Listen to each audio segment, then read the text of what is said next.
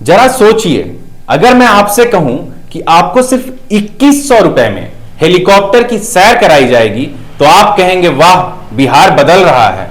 लेकिन अगर मैं यह भी बता दूं कि आपकी उसी एक टिकट पर बिहार सरकार 15,422 रुपए तक की सब्सिडी दे रही है, यानी बाकी का पैसा सरकार देगी, तब सवाल उठेगा, सरकार अपना पैसा नहीं, जनता का टैक्स का पैसा खर्च कर रही है। आखिर क्यों? क्या यह बिहार में पर्यटन में निवेश है या फिर जनता के पैसे से किसी निजी कंपनी का कारोबार खड़ा किया जा रहा है? आज इसी सवाल का पूरा हिसाब समझेंगे। नमस्कार, मैं हूं रोशन कुमार और आप देख रहे हैं बिहार स्तंभ। बिहार सरकार ने राज्य में हेली टूरिज्म और एयर टूरिज्म सेवा शुरू की है। सरकार का कहना है कि अब बिहार का पर्यटन नई उड़ान भरेगा।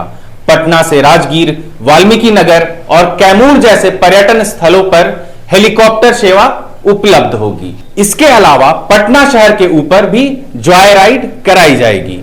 पहली नजर में यह योजना काफी आकर्षक लगती है। आखिर कौन नहीं चाहेगा कि कम पैसों में हेलीकॉप्टर की सैर करें? लेकिन जैसे ही इस योजना के आर्थिक पक्ष पर नजर डालते हैं, कहानी बदल जाती है। सरकारी जानकारी के मुताबिक पटना में हेलीकॉप्टर जॉय राइड का किराया 2100 रुपए रखा गया है। दूसरे रूटों पर किराया 4000 से 6000 रुपए तक है। लेकिन इसी के साथ सरकार ने यह भी बताया है कि एक टिकट पर अधिकतम 15,422 रुपए तक की सब्सिडी सरकार देगी, यानी यात्री जितना भुगतान करेगा उससे कई गुना अधिक राशि सरकार अपनी तरफ से वहन कर सकती है।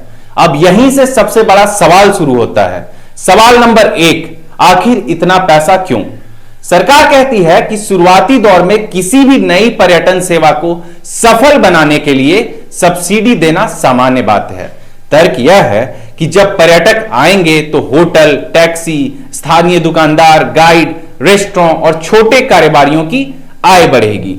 यानी सरकार इसे खर्च नहीं बल्कि भविष्य का निवेश मान रही है। यह तर्क अपनी जगह मौजूद है। लेकिन दूसरी तरफ जनता यह सवाल पूछ सकती है कि अगर एक यात्री के पीछे सरकार हजारों रुपए खर्च कर रही है तो कुल मिलाकर साल भर में इस योजना पर कितना सरकारी पैसा खर्च होगा?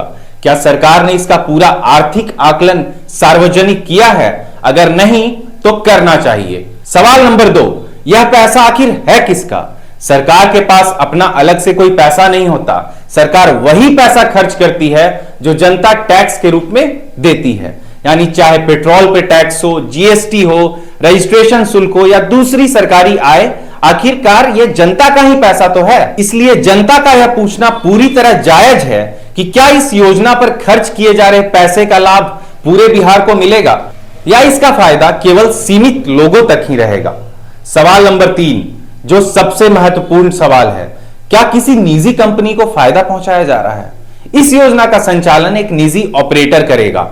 ऐसे में सवाल उठना स्वाभाविक है कि उस कंपनी का चयन कैसे हुआ? क्या खुली और पारदर्शी टेंडर प्रक्रिया अपनाई गई थी?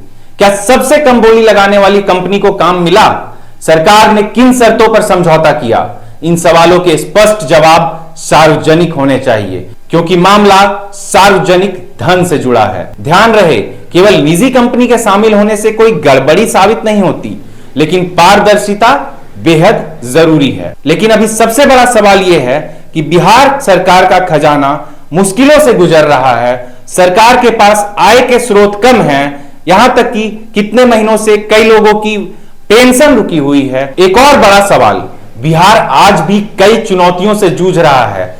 कई गांवों में सड़कें अधूरी हैं, कई सरकारी अस्पतालों में डॉक्टरों की कमी है, कर्मचारियों को पेमेंट करने के लिए सरकार के पास पैसा नहीं है, कई स्कूलों में बुनियादी सुविधाएं तक नहीं है। ऐसे में कुछ लोग यह भी पूछ रहे हैं कि क्या इस समय हेलीकॉप्टर पर्यटन पर इतनी बड़ी सब्सिडी देना सरकार की प्राथमिकता होनी चाहिए?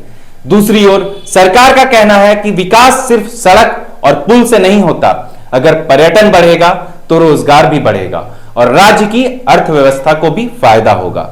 यानी बहस के दोनों पक्ष मौजूद हैं। अब देखना है कि क्या यह योजना सफल होगी। इसका जवाब अभी किसी के पास नहीं है। अगर बड़ी संख्या में पर्यटक आते हैं, अगर स्थानीय कारोबार बढ़ता है, अगर सरकार की सब्सिडी धीरे धीरे कम हो जाती है और अगर यह योजना भविष्य में अपने पैरों पर खड़ी हो जाती है तो ही इसे एक सफल मॉडल कहा जा सकता है।